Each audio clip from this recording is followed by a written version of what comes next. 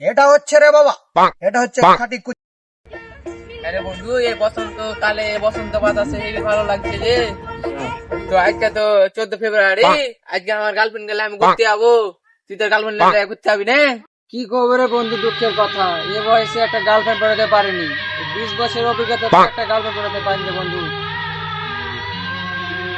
বন্ধু আজকে নিয়াত করেছি এই জীবন আমি রাখবো না, আর প্রচুর কাছে না কটার কাছে আমি ফাঁসি দিয়ে মরবো।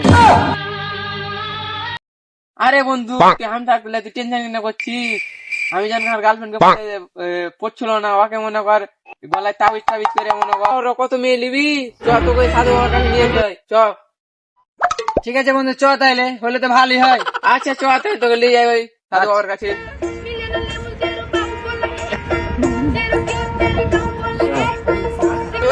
সাধু বাবা তাবিজের গুণ জানিস না? কি গুণ জানিস?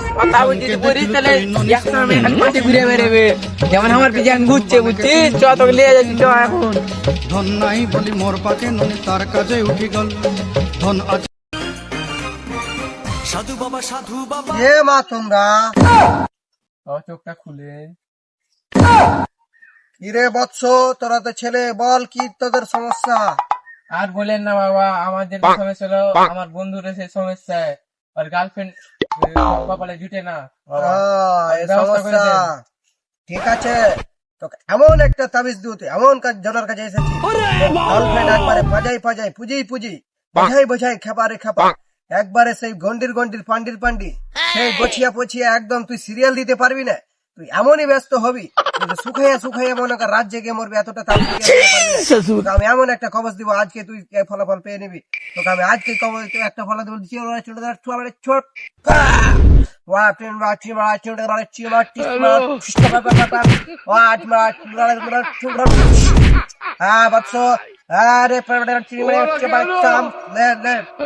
আমি এমন একটা দিচ্ছি, রাজ্যে ফলাফল হয়ে যাবে।